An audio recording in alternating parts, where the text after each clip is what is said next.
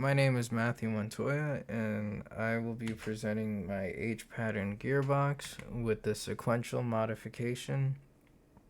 And my LLC is Montoya Sim Industries, and we'll just basically focus on making sim racing equipment. Like, one of the things I've been looking at is like the design of electric motors, the poles, the stator, the rotor, all the little bits, and I still need to learn more software and like PCB design, have better control over it, and actually like program in something that can like act like a steering wheel.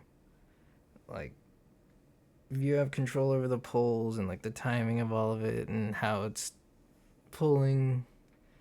Yeah, I can't really explain it that well, but I've been thinking. So, introduction is uh there's a few like parts on this that are a bit sketchy for what it is. It's supposed to be like a Hall effect sensor, and there's a lot of bits on it that are producing metallic dust that really just like, it's not good for a Hall effect sensor. Like, it's a magnet, and you're just putting microparticles all over it, and it's just terrible.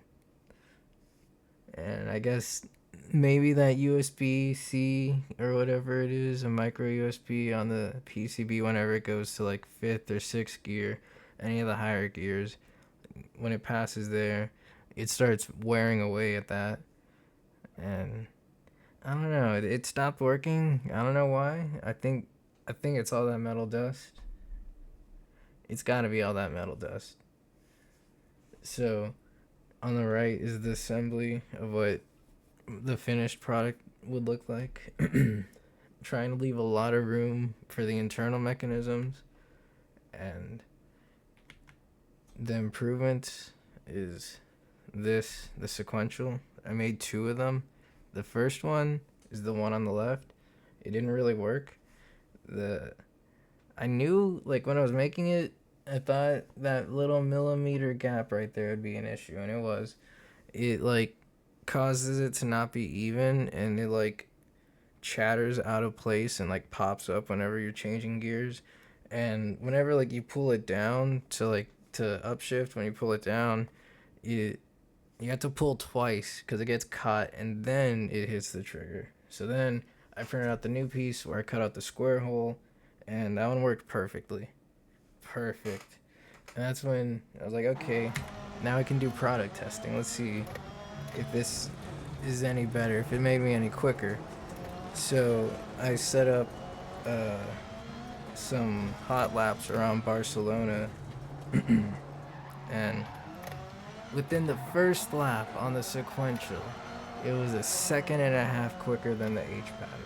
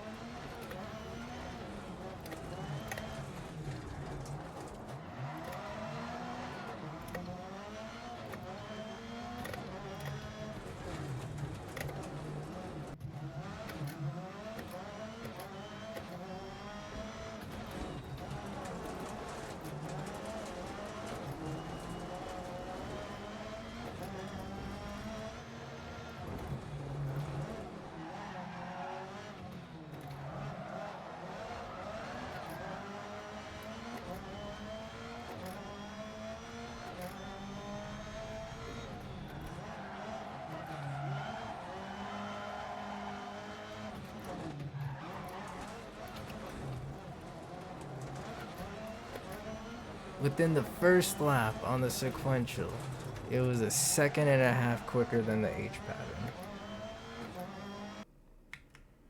So the product overview is, I have a fully 3D printed out shell. It has enough room for a PCB where I could put these mechanical switches on it, and eventually just need to learn software and just how to make a diagram for PCBs, then send it off to some manufacturing plant, get like 10 of them, probably like $50. Then another thing, I found some like that it is possible to 3D print out ball joints. I just need to get my printer tuned up more because it got halfway through the shell and so I don't know. Filament. I need a filament runout sensor. Something just went wrong halfway through and it got all stringy. And I guess that concludes what I have to show for now. Goodbye.